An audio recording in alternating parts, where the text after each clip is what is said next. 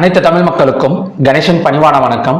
So இந்த வீடியோவில் நம்ம எதை பற்றி பார்க்க போகிறோம் அப்படின்னு பார்த்தீங்கன்னா, மார்க்கெட் வந்து என்னதான் கிராஷ் ஆனாலுமே ஒரு சில ஸ்டாக்ஸ் எல்லாம் பார்த்தீங்கன்னா கீழே வந்து இறங்காது. ஸோ அதுதான் பார்த்தீங்கன்னா லார்ஜ் கேப் ஸ்டாக்ஸ் அப்படின்னு சொல்லுவாங்க.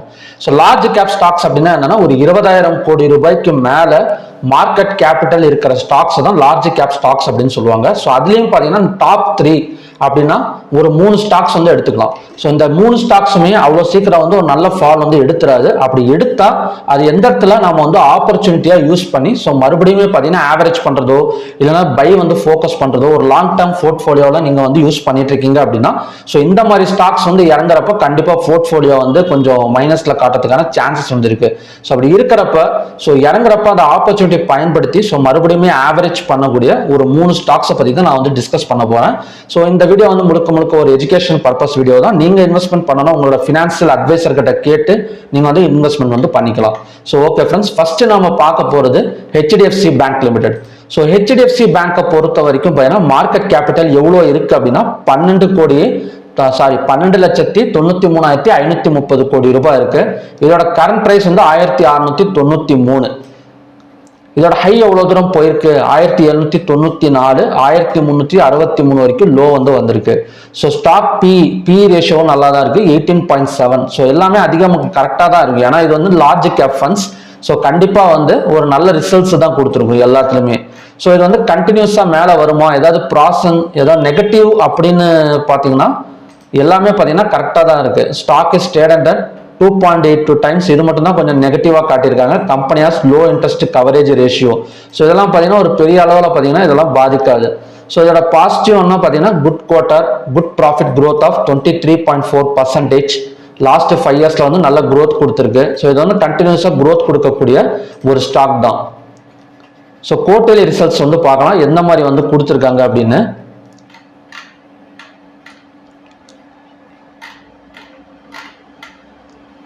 ஸோ குவார்ட்டர்லி ரிசல்ட்ஸும் நல்லா தான் இருக்கு. கிட்டத்தட்ட பார்த்தீங்கன்னா 18.627. So 18.627 last September 2024. ஸோ அதுக்கு முன்னாடியும் பார்த்தீங்கன்னா ஒரு 22%, அப்புறம் -1%, 17 எல்லாமே பார்த்தீங்கன்னா ஒரு பாசிட்டிவ்ல தான் கொடுத்துட்டு இருக்காங்க. ஸோ இந்த கம்பெனி ஸ்டாக் வந்து கொஞ்சம் வந்து இறங்கி இருக்கு. ஸோ அப்படி இருக்கிறப்ப இதை ஆப்பர்ச்சுனிட்டியாக யூஸ் பண்ணி ஸோ நாம வந்து மறுபடியும் பார்த்தீங்கன்னா எந்த இடத்துல வந்து ஃபோக்கஸ் பண்ணலாம் பை அப்படிங்கிறத நம்ம இப்போ பார்க்க போகிறோம். ஸோ HDFC ஸ்டாக்ஸ் பார்த்துலாம். ஸோ இதுக்கு நான் யூஸ் பண்ணுற ஒரு இண்டிகேட்டர்னா நான் வந்து 200 சிம்பிள் மூவிங் ஆவரேஜ் வந்து யூஸ் பண்ணுறேன். ஸோ ட்ரெண்டை வந்து கன்ஃபார்ம் பண்ணிக்கிறதுக்காக. ஸோ இப்போ வந்து பார்த்தீங்கன்னா கிட்டத்தட்ட அதாவது 200 மூவிங் ஆவரேஜுக்கு மேலே தான் மார்க்கெட் வந்து இருக்குது. இன்னும் டச் கூட பண்ணலை. இது எப்போ டச் பண்ணுது அப்படின்னா எலெக்ஷன் டைம்ல தான் டச் பண்ணிட்டு அங்கிருந்து பார்த்தீங்கன்னா ஒரு நல்ல growth வந்து கொடுத்துருக்கு.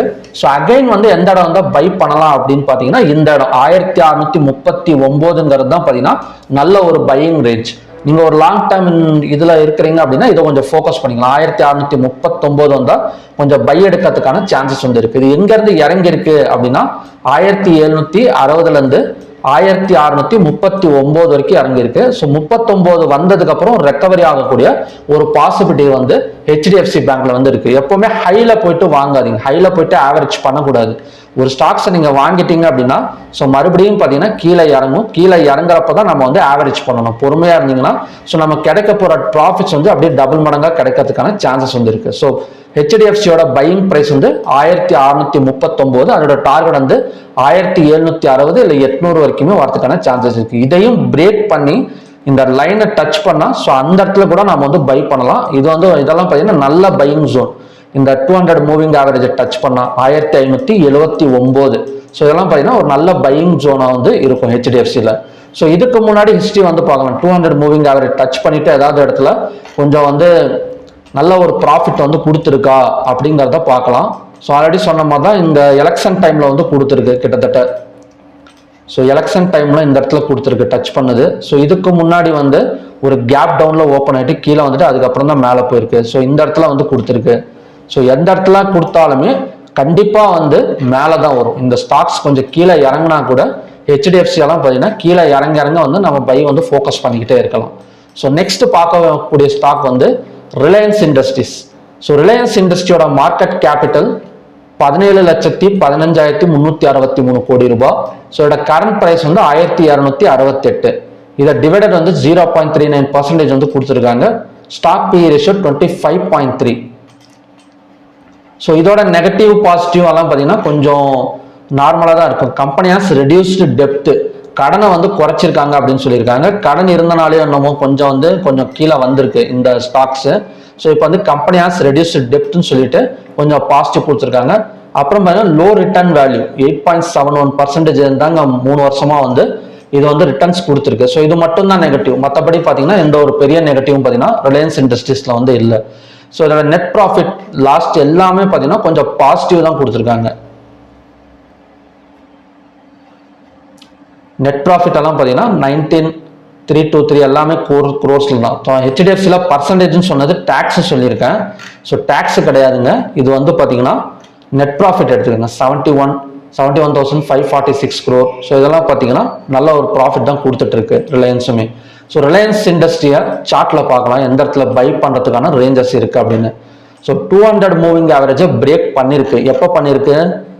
கிட்டத்தட்ட அக்டோபர் 3ஆம் தேதி பிரேக் பண்ணிட்டு ஸோ மார்க்கெட் கீழே தான் வந்திருக்கு.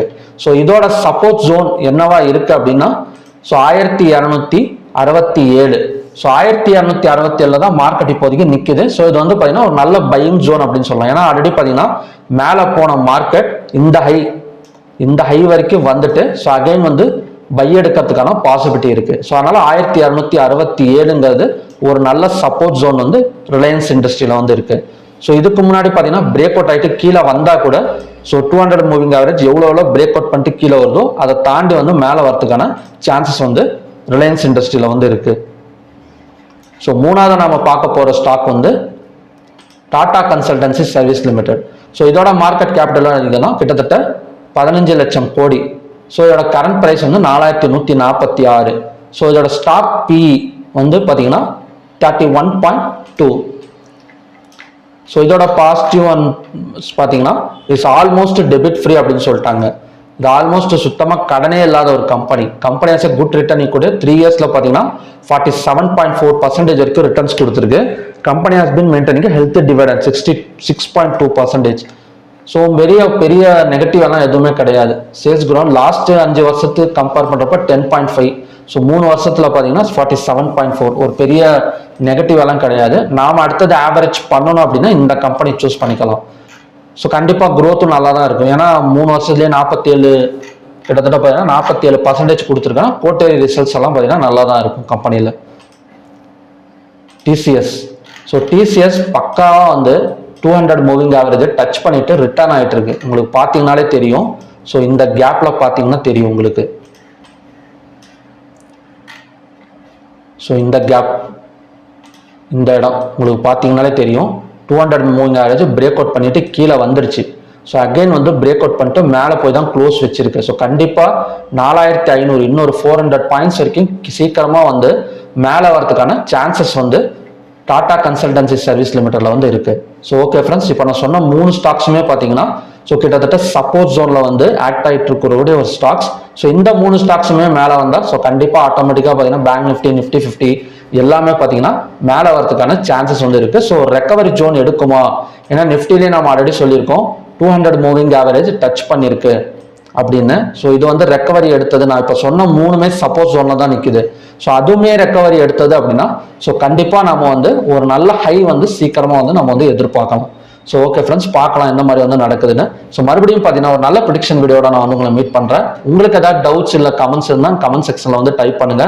மறக்காம இந்த வீடியோவை என்னோட சேனல் வந்து சப்ஸ்கிரைப் பண்ணுங்க. ஸோ மறுபடியும் பார்த்தீங்கன்னா ஒரு நல்ல ப்ரெடிக்ஷன் வீடியோட நான் வந்து உங்களை மீட் பண்ணுறேன். நன்றி, வணக்கம்.